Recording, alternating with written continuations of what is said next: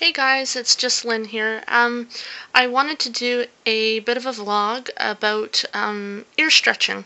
I decided recently that I wanted to do some ear stretching and did a little bit of research. I was kind of petrified to do it at first, but I just wanted to talk about my experience so far, the things that have helped me, and also maybe a few tips that might help any of you out there that are actually looking to do this. So if you're interested, just keep watching this video.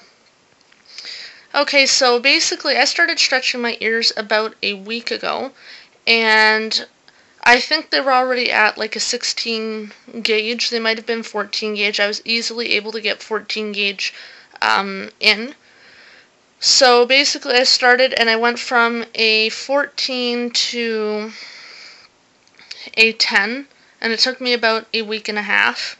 I just finished stretching them tonight, as you can see, and they seem to be in pretty good condition. Basically, the way that I did it was I stretched my ears in the shower because the hot water tends to make the ears more supple and easier to stretch with a lot less pain and trauma to the area that's being stretched.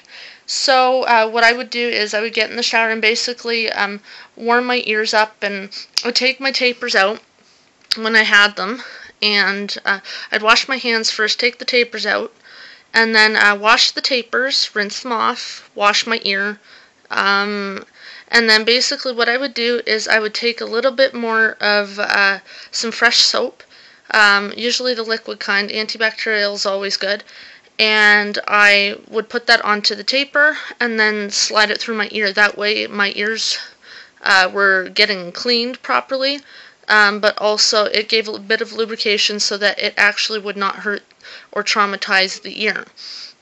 So basically the way that I did it was, instead of pushing the whole taper through all at once like some would do, I basically just kept pushing it a little bit each day, as much as my ear could handle without it hurting. I did feel a burning sensation. It would usually go away after about 30 minutes. And then once I felt that my ear wasn't sore to the touch and that I could tug on it okay, I would push it a little bit more. Sometimes my ears would be fine overnight, and sometimes I would have to leave them a couple days.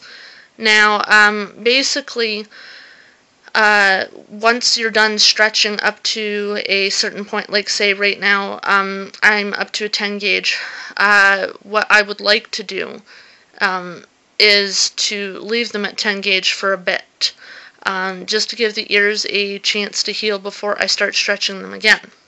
The slower you stretch them and the more carefully you stretch them, the likelihood that they'll actually shrink back down when you decide to take the plugs or the tapers or the tunnels out.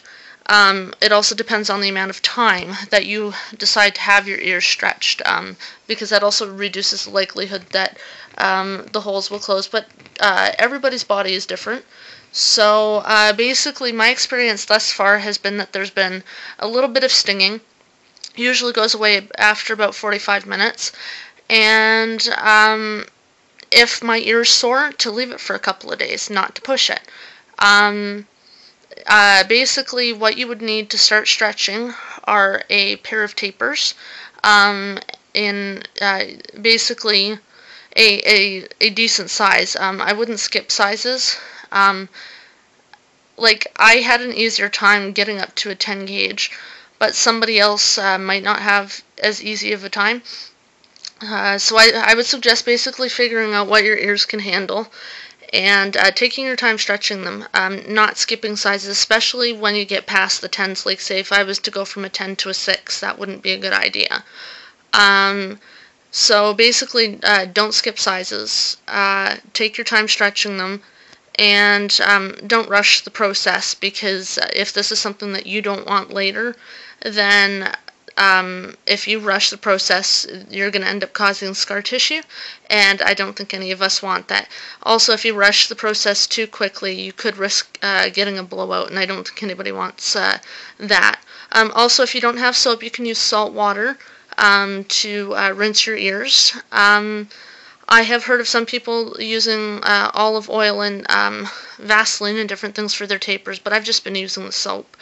But anyways, this has been my experience this far. I am going to check in again once I stretch up to the next size, but I must say that I'm pretty happy with how the stretch went. Also, one ear will probably give you more trouble than the other. At the beginning of my stretch, it was my right ear that was giving me more trouble. It just didn't want to stretch as quickly. But I found by the end of it that it was my left ear. So don't worry if one ear gives you more trouble than the other. Just take your time doing it. Anyways, I hope you enjoyed my video, and if you have any questions, let me know, and please comment, rate, and subscribe. It would definitely mean a lot to know that people are watching my videos, and I will have a vlog for you guys when I complete my next stretch. We'll talk to you later. Bye-bye.